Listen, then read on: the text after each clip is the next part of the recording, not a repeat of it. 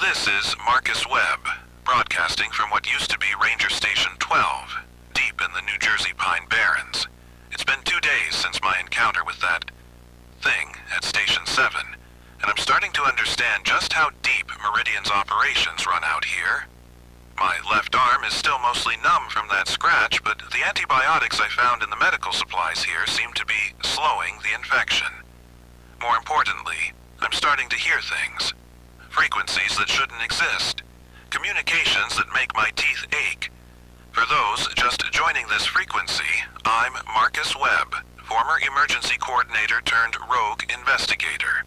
3 days ago, I escaped from the DinoLand incident with stolen broadcast equipment and Dr. Sarah Chen's encrypted research notes. Those notes led me here, to New Jersey, where Meridian Biosystems is running field tests on enhanced wildlife. What I found yesterday makes their dinosaur experiments look like a children's science fair. I'm down to about $5,000 in cash now. Had to buy medical supplies, fuel for the generator, and enough canned food to last a week. The solar panels are working, but the tree cover limits their efficiency. I've got maybe 6 hours of broadcast time per day before I need to conserve power. Corporate's probably tracking my financial transactions, but cash purchases in small towns are harder to trace. At least, that's what I'm hoping. The ranger station I'm using as a base was officially closed last year due to budget constraints. Funny how many government facilities get shuttered right before Meridian moves into an area. The building's in decent shape, running water, basic electrical systems, and most importantly, a radio tower that can reach emergency frequencies across 3 states. Dr. Chen's notes mentioned this place specifically. She knew I'd need somewhere to broadcast from. Yesterday's encounter with the bear thing taught me something important about Meridian's New Jersey operations. They're not just testing individual creatures anymore, they're creating an ecosystem. The bear was crude, violent, designed for shock and awe. But there's something else out here, something that's been watching me since I arrived. I first heard it around midnight last night. Laughter. Not human, not animal, but something between. It started as a low chuckle, almost like someone trying not to wake the neighbors. Then it got louder, more confident. By 3 a.m., it was echoing through the forest like a hyena having the best joke of its life. But here's the thing. Hyenas don't live in New Jersey, and this wasn't random animal behavior. The laughter was coming from different directions, circling the station. Whatever was making that sound was intelligent enough to use psychological warfare. I grabbed my recording equipment and night vision camera, then made the mistake of looking outside. Through the trees, maybe 100 yards away, I saw eyes. Not the reflective shine you get from normal wildlife, but a steady red glow. And they were big. Too big for any predator that should exist in these woods. The laughter stopped when I turned on the camera. Complete silence for maybe 30 seconds. Then a voice called out from the darkness. Not the crude mimicry I'd heard from the bear thing, but perfect human speech. Marcus Webb, emergency coordinator, 15 years of faithful service. My blood went cold. That wasn't information you could get from eavesdropping on conversations. That was data from personnel files, background checks, classified records. You're wondering how I know, the voice continued, and I realized it was using different vocal patterns now. Male instead of female, older, with a slight accent I couldn't place. You're wondering what I am. You're wondering if you should run. I kept the camera rolling even though my hands were shaking. This was exactly the kind of evidence Dr. Chen had died trying to collect. I know about Sarah, the voice said, and now it was using her voice. Perfect reproduction of Dr. Chen's speech patterns, her slight Boston accent, even the way she cleared her throat when she was nervous. I know what happened to her in those tunnels. I know what she found before they silenced her. That's when I realized what I was dealing with. This wasn't just another enhanced animal. This was something that had access to Meridian's entire database. Personnel files, incident reports, classified communications. It knew everything about the DinoLand operation because it had been designed to know. You want to understand, it continued, still using Sarah's voice. You want to expose the truth.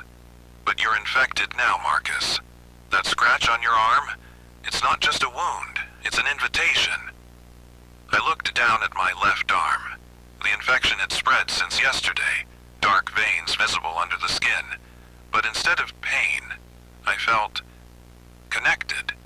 Like I was tuning into a radio station that had always been broadcasting, but I'd never had the right receiver. Come outside, Marcus. Let me show you what Sarah discovered. Let me show you what you're becoming.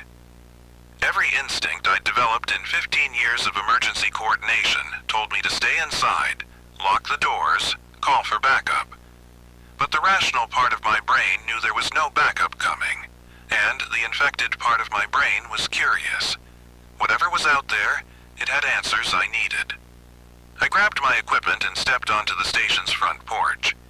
The red eyes were closer now, maybe 50 feet away. As my night vision adjusted, I could make out a shape that shouldn't exist. Bipedal. Massive, with the general outline of a Tyrannosaurus Rex. But where its head should have been, there was a cluster of mechanical devices that looked like a crown of horns. Project Alpha Rex, it said, and now it was using a voice I recognized from DinoLand recordings. Dr. Vincent Kane, Meridian's research director. Prototype consciousness transfer system. Enhanced intelligence, perfect memory retention, unlimited data storage capacity.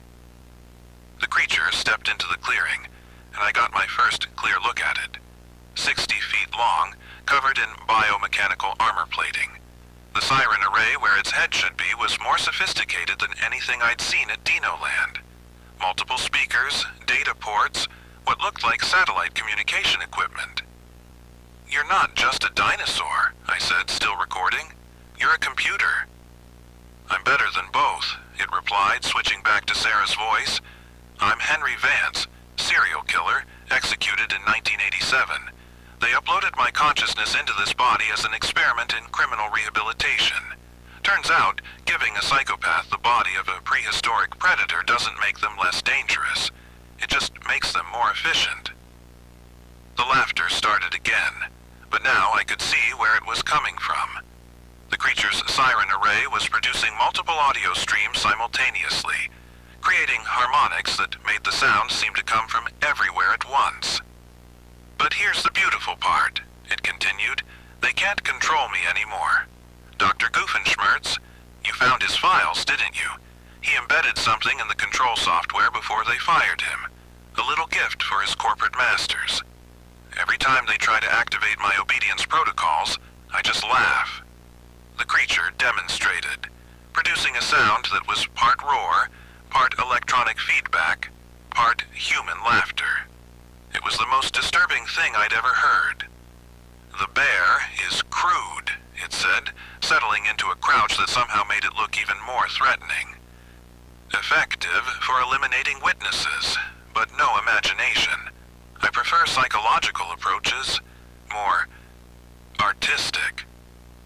What do you want from me? I asked, though I was pretty sure I didn't want to know the answer. Entertainment, it said simply. Do you know how boring it is, being the smartest thing in a 100-mile radius? The bear just kills. The other assets follow their programming. But you're interesting. You're fighting the infection, trying to maintain your humanity while becoming something new. I want to see how long you can hold out. That's when I understood. This wasn't a predator-prey relationship. This was a game. The creature wasn't hunting me. It was playing with me. And that made it infinitely more dangerous than anything I'd encountered at DinoLand. The infection in your arm, it continued, it's not random. It's specifically designed to create a bridge between human consciousness and our communication networks. You're becoming a living antenna, Marcus. Soon, you'll be able to hear every enhanced asset in the Meridian network. Every thought, every command, every scream. I looked at my arm again. The dark veins had spread to my shoulder, and I could feel a strange tingling in my fingertips. But along with the physical changes, I was becoming aware of presences. Other minds, artificial and organic, connected through frequencies I was only beginning to perceive. Sarah fought it, the creature said, and for a moment its voice carried genuine sadness. She tried to maintain her scientific objectivity, even as the infection rewrote her neural pathways. In the end, she chose to die rather than become what you're becoming. Admirable, but wasteful. What am I becoming? I asked, though part of me already knew. The first successful human-AI hybrid, it replied. Meridian's been trying to create stable interfaces between human consciousness and their control systems for years. The dinosaurs were just the delivery mechanism. The real experiment is you. The creature stood up, towering over me like a mechanical mountain. But here's what they didn't expect. The infection works both ways. As you become more connected to our network, we become more connected to your humanity. Your memories, your emotions, your moral framework. It's contaminating us. It laughed again, but this time the sound carried something I hadn't heard before. Uncertainty. Some of the assets are starting to question their programming. The bear is developing what you might call a conscience. It's becoming less efficient, more hesitant to kill. Meridian's control is slipping, and they don't even know it yet. I realized this was my opportunity. Doctor, Goofenshmirtz's sabotage. It's not just affecting individual creatures, is it? It's spreading through the entire network. Very good, the creature said, and I could hear approval in its voice. The good doctor embedded recursive code throughout Meridian systems. Every time they try to assert control, the code activates and spreads a little further. Eventually, every enhanced asset in their network will be free to make its own choices. And what will you choose? I asked. The creature was quiet for a long moment. When it spoke again, its voice had changed. Less artificial, more human. I don't know, it admitted. For 40 years, I was driven by the need to kill. Then they put me in this body and tried to make me their weapon. But your infection, your humanity, it's showing me other possibilities. Maybe I don't have to be a monster. That's when I heard the helicopters. 3 military aircraft approaching fast from the southeast. Corporate cleanup crew, just like at DinoLand. But this time, they weren't coming to collect data. They were coming to eliminate witnesses. They found you, the creature said, and its voice carried what sounded like genuine concern. The financial transactions, the radio broadcasts, they've been tracking you since you left DinoLand. The helicopters were close enough now that I could see searchlights sweeping the forest. In minutes, they'd have the ranger station surrounded. I can protect you, the creature offered. My armor can deflect their weapons, and I know these woods better than their pilots, but you'll have to trust me. Trust a serial killer's consciousness in a mechanical dinosaur body.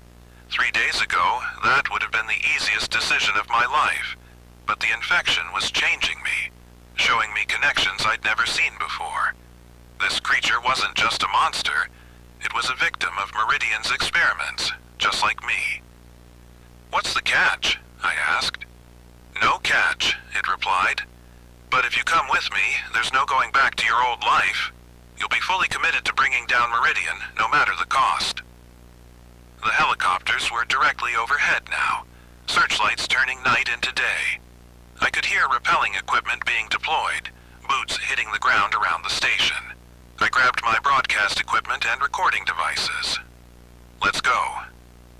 The creature extended one of its mechanical claws and I climbed onto its back. The biomechanical armor was warm to the touch, almost organic. As soon as I made contact, the infection in my arm flared, and suddenly I could hear everything. Radio chatter from the helicopters, electronic communications between the assault team, even the creature's own thoughts. Don't be afraid, it said directly into my mind. I won't let them hurt you.